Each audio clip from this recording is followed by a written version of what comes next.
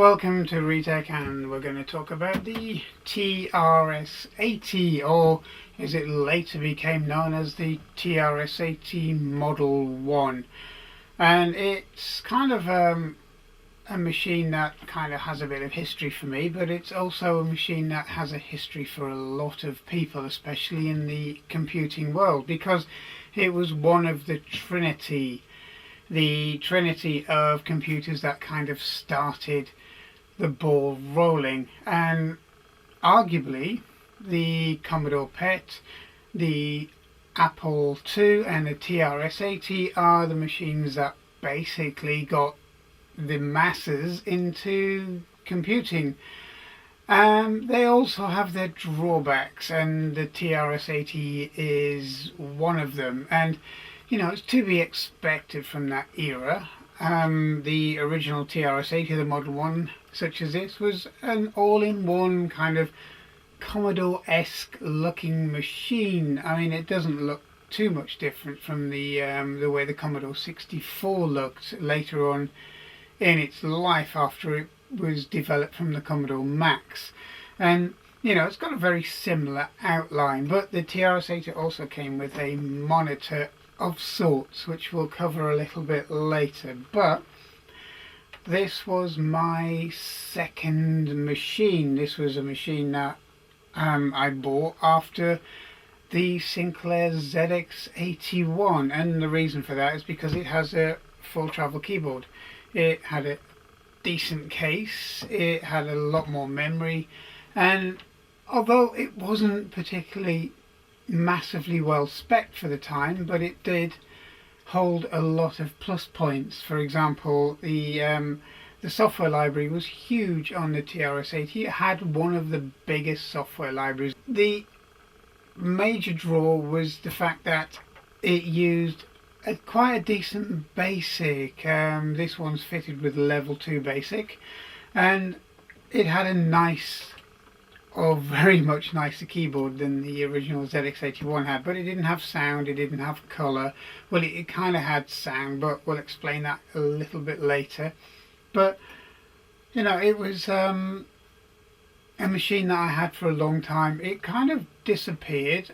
Not really sure what eventually happened to it because it was a long time ago, but I'm kind of glad I managed to get hold of another one, and this one is cosmetically not too bad for a TRS-80. The silver paint's worn a little bit where you rested your wrists on there, but it always did.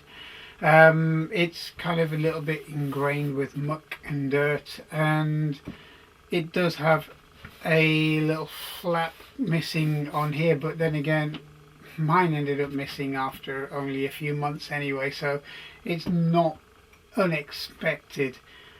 But generally it kind of holds a lot of memories from the time, which is why I was quite happy to find one of these floating around on the internet, which is why I bought it. I didn't have a monitor at the time. It was basically an RF plugged into a television, but it really didn't make a lot of difference because the monitor on these machines were basically rebranded and rebadged TV sets without the tuner, as you can probably tell from the style of the things. But you know, it did well, and it's a very sharp picture on these, even compared to an RF based high quality TV at the time. But we'll again come to that in a second. So the Tandy or Radio Shack, TRS-80, or Tandy Radio Shack is what it actually stands for.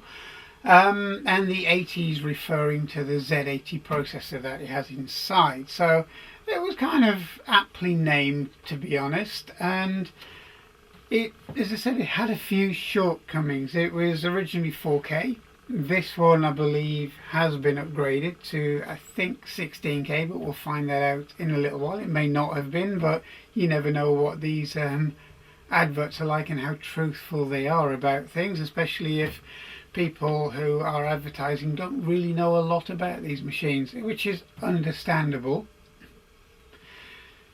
The keyboard, the original keyboard, which is this one because it doesn't have a numeric keypad, have problems with key bounce. And anybody who hasn't really experienced that may not understand it, because key bounce is basically when you press a key and you think you've pressed it once, but the actual mechanism underneath has probably bounced at least twice. So what you get is, instead of a 1 on the screen, you might get 2 ones or 3 ones, depending on how many times this key switch bounced when you released it. And they suffered from it. They also had a problem with the ROM. The ROM that was built into the machine was kind of cost cut, and they worked out that they could save a few cents if they didn't do lowercase within the original ROM. So these were predominantly uppercase machines, kind of really like a lot of the Tandy range or the TRS 80 range at the time, including the colour computer, and also its very close cousin, the Dragon 32, which was kind of based around the same design. And the key bounce was particularly bad on this when they got dust and muck under the actual switches, under the keycaps, and that made it worse. I mean, cleaning them periodically basically made things a million times better, but Tandy released a different keyboard later on in its life which actually got rid of that bounce, so that was a good thing. It had a Z80 processor, 4K of memory. This one we believe had 16K. It was monochrome and it had no real sound. Now the sound could be picked up by a domestic cassette recorder. Now it sounds a bit odd, but basically the amount of RF these machines put out was horrendous, radio interference, and they found out they could use that interference to produce tones, to produce sounds from the machine. So, you know, although it was a silent machine, technically it could produce sound. So, you know, kind of the way it was at the time, the same as the Commodore PET could produce sound. With a bit of jury rigging, it was the same as this machine. Now, as you can see, the TRS-80 comes as a kind of a Commodore style case, really. It comes in a very similar shape, similar form factor as the original Commodore 64, or even, for that matter, Commodore 16. And as you can see, it's not that far away from the kind of size, the shape, the style. So it has a full travel keyboard, which actually feels quite nice. It feels very similar to the Texas Instrument TI-994A, and it's not as squashed up as the Texas Instruments keyboard, and it's, you know, it's missing a numeric keypad.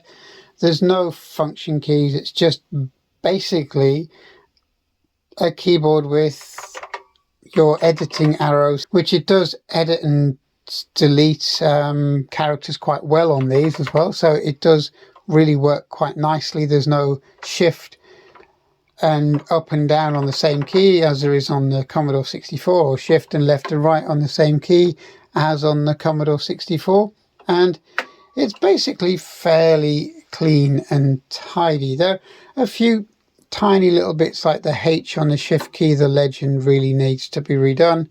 The enter key is slightly yellowed, and there was a bit of wear and tear along the front here, but you know, all in all, there's probably less wear and tear on this than there was on my original machine, because I kind of used it a lot with the palm resting along here. So, you know, for a machine that was, you know, kind of out very, very late 1970, so 79, 80, it hasn't fared too badly. Now, the monitor, on the other hand, or the TV set, which is basically what it is, because you've got brightness, contrast and power, but the power also turns, which used to be the volume, so that's all been disconnected. The tune has been disconnected, and you have a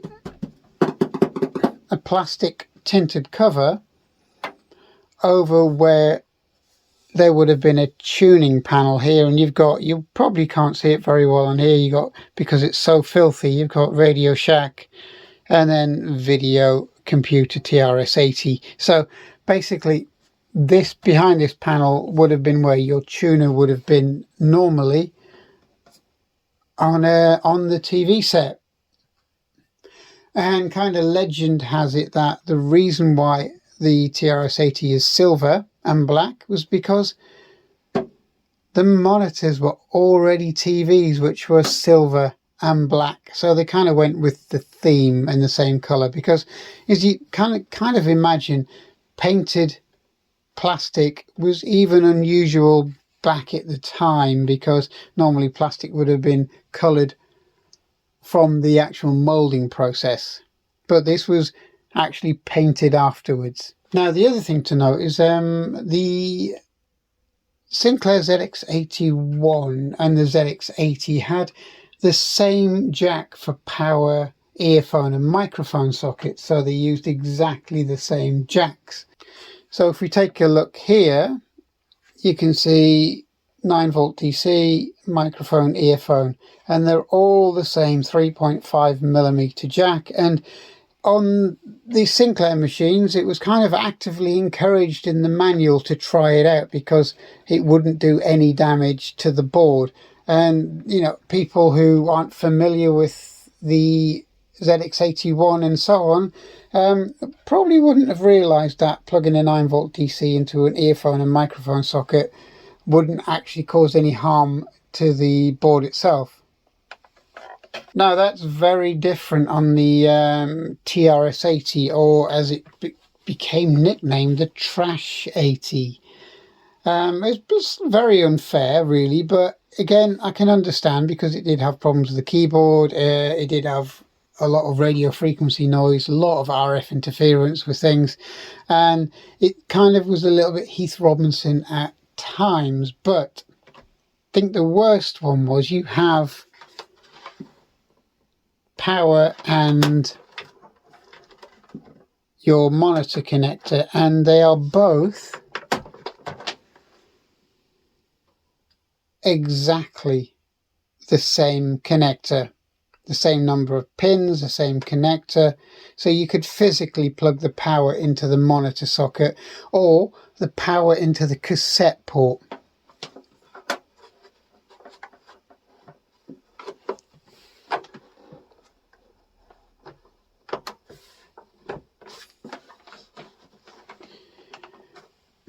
Which I don't actually see any reference in the manuals to it being protected. So if you plug the power into the cassette port or the power into the monitor port or the video port on this, it potentially could do serious damage, whereas in the Sinclair manuals it kind of actively said it won't do any harm, where this one it doesn't mention it at all. But we'll come back to that in a little bit. But first, it's just the sheer colour of these. They are filthy. I mean, absolutely in really poor condition.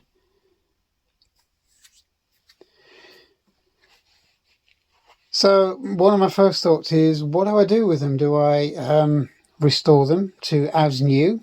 Do I make these, redo all the silver on them, repaint them, take them apart? Do I make sure that they look like brand new again? I mean, most of the keys would, but the enter key would probably need some work. The silver on the case would need some work. The silver on the monitor would need some work. And as I said, it is beyond filthy, to be honest. Or do I leave it with a bit of history? Now, I kind of think that I'm going to leave it with a bit of patina on it, a bit of history, because this machine looks like it's had a life, and I'll we'll go over its life in a few moments. But the first thing we're going to do is make a decision whether to restore this to as new or keep it as is, as a time warp machine rather than something that's been overly restored. And that's where I'm going to. So really all I'm going to do is clean this machine up, make sure the screen's clean and we can see through this panel again, make sure that all the grime and the 40 years of debris has been cleaned off of it, make sure all the keys are working properly and they're not bouncing that much, because they do bounce anyway, and make sure things like the power supply is working correctly. And then after that we'll go through its history, because there's quite a bit of history to this, and then you probably understand why I don't really want to go down the route of over restoring this. Now to that end, all I'm going to use are these, just soft cloths impregnated with a mild soapy solution. I'm not going to spray it with a bottle. I'm not going to spray cleaner into it where it can get in the vents and potentially destroy the actual components inside, which is always a bad thing to do, start squirting liquids onto these things. And I'm just going to clean it over, and I'm decided to basically leave it, look at the dirt that's coming off of it, as a machine with a bit of history, because its overall condition, apart from the filth, is not and does not warrant a restoration on it. And sometimes we need to keep them with a bit of history behind them. So as we mentioned with this machine, it basically had issues with RF interference, and this machine is a bit of a time warp, and we'll go through the other bits. But the reason why this machine has so much issues with RF interference is because of the way it was designed.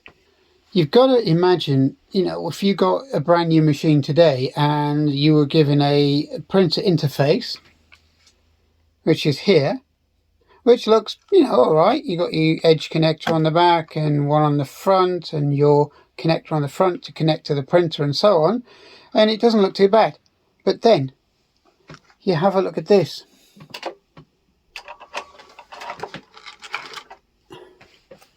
That is what you got with this printer interface. Look, it's all pretty much unshielded. It wouldn't have been so bad if they actually wrapped it with heat shrink, but it's just left as a soldered together cable. I mean, it's pretty cheap, it's pretty shonky really.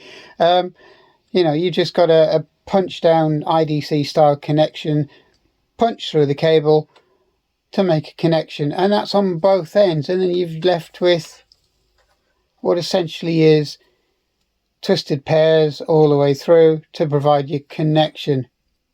And I wonder why it had so many issues with radio interference. I mean, the monitor was just a repurposed television set.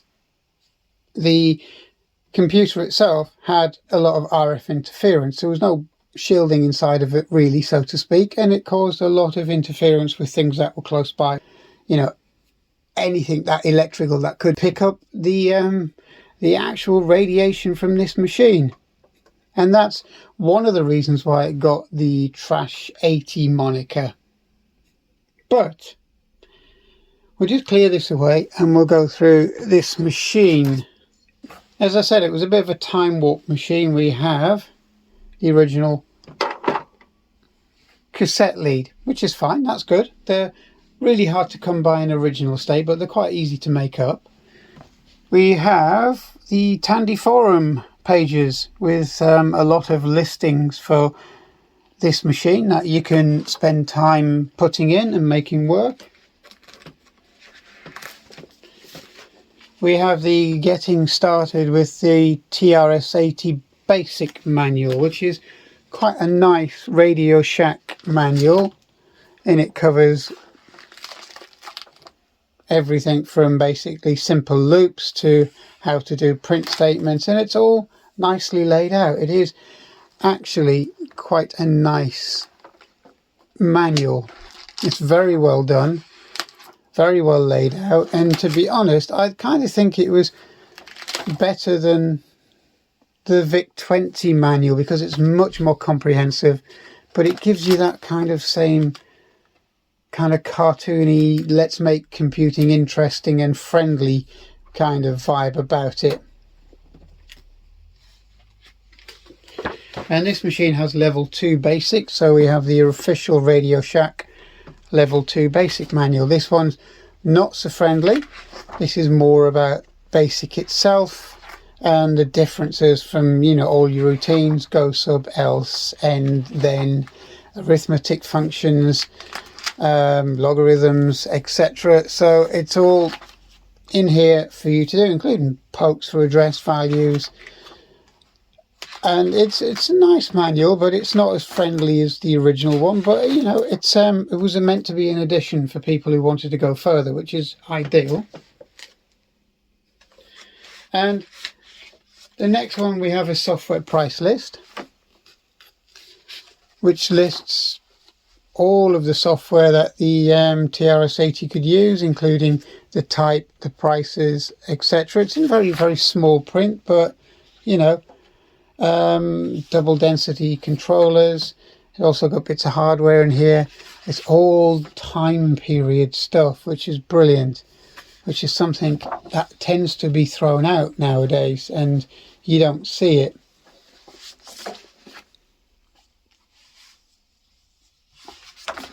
And that's brilliant. Okay, so this is a fantastic addition. And then we have a TRS-80 and Video Genie price list and catalogue. Now, most people probably don't realize that the Video Genie and the TRS-80 are very closely related. They run most of each other's software, mostly. And obviously, there's a big swathe of information in this, including, for some reason, the previous owner must have had a TI-99 because he's got a price list for the TI-99 in there as well. So maybe he was thinking about upgrading at some point.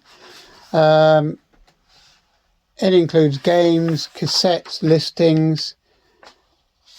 I mean, there's a lot in here, really, for the Video Genie and the TRS-80, the Model 1, including, you know, building suppression for basically noise suppression, main suppressor, because obviously there was a lot of RF interference on these.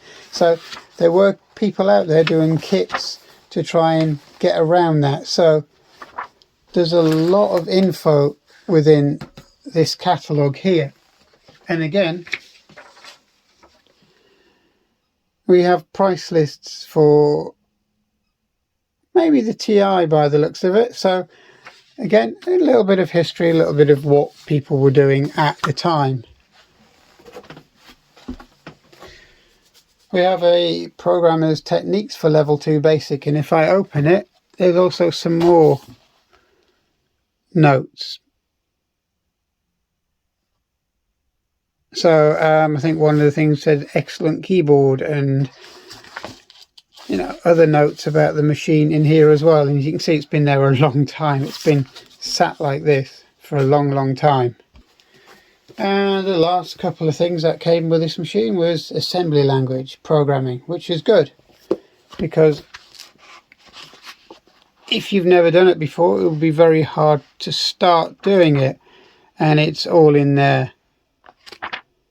And it's a nice example of how to use the machine for a Z80 assembly. And if you really wanted, you can do some graphics on the TRS-80, and this is a book by Don Inman, and it shows you how to basically draw simple graphics by using small routines. And it makes sense, because sometimes, you know, you might want to add a little bit more than just text to your software or your games or whatever you're writing. And then we also have a very, very useful quick reference guide, which is brilliant. And this is all in the box as well, which is nice addition to the machine and nice to keep it with it, followed by proper Radio Shack covers for the computer and the monitor itself as well, to keep it all nice and tidy. But judging by the condition of the machine, the state of it, they weren't really used.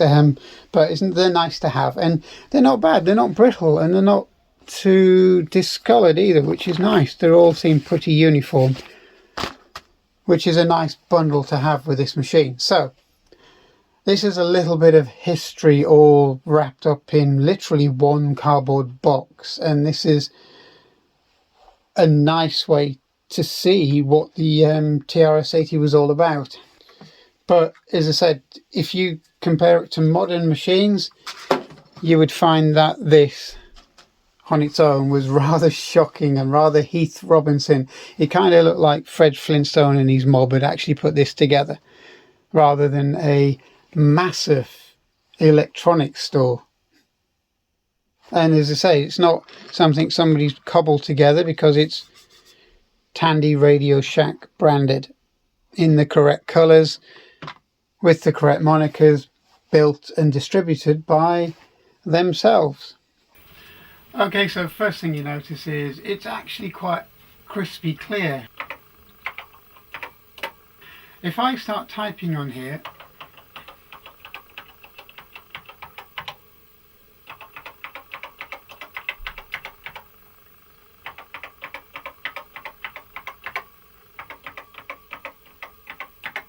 you can see it's very clear for what is essentially a converted television, and it does rather well, really, to be honest. It's a green screen, which basically doesn't put the strain on your eyes, and you can kind of adjust the settings on here, but to be honest, that's roughly where it should be. I mean, you can adjust the actual focus on it a little bit, but to be honest, it doesn't need it, because it's a very, very clear screen. And it's not your usual 40 columns. It's not your usual VIC-20 sort of massive characters and half the screen. This is why they got a bit of a reputation, because things interfere with them, including the kind of build-up from your own body as well. But as I was saying, right across the screen,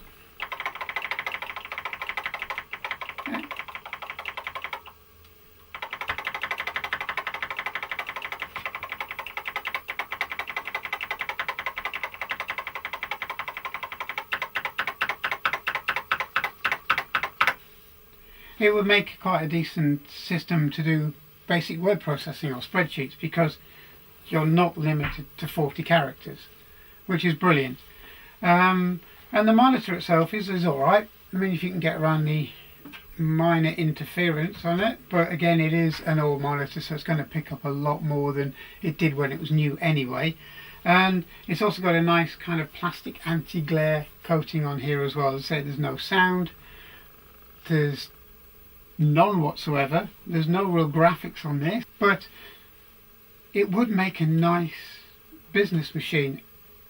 But they did what the Dragon 32 and the later TRS-80s did. They didn't have a lower case facility, which kind of hobbled them a little bit. You can get a later keyboard and a later ROM set which would actually do that, put lowercase in, or you can get an upgrade to put lowercase back on these machines, same as the Dragon 32 and the colour computer as well. But at the moment, as it stands, it's just the original TRS-80 microcomputer system, or as it became as the System 1 or the TRS-80 Model 1 as it really became known after a little while.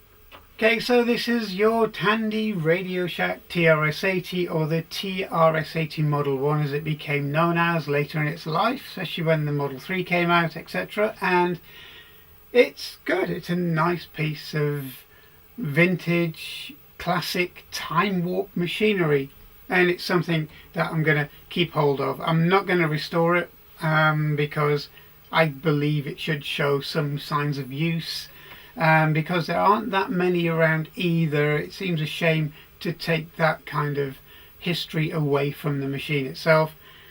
The monitor works really well.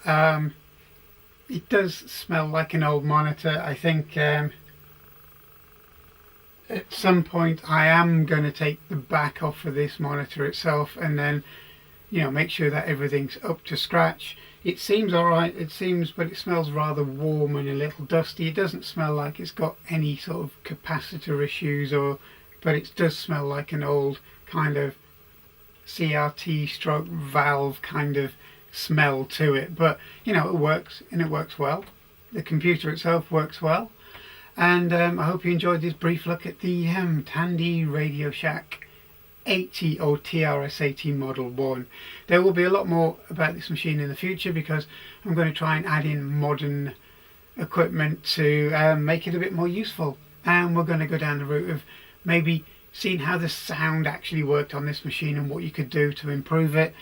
And it's quite nice to keep this machine running, because as I said, there's not that many around. In the UK they didn't sell anywhere near the volumes that they sold in the US, and if I can keep this one running for a lot longer, then it will be a boon really going forward. So I hope you enjoyed this. I hope you liked what you saw of the TRS-80, and I hope you'll join me for more on this channel soon. So please subscribe, and I'll see you soon. Thank you.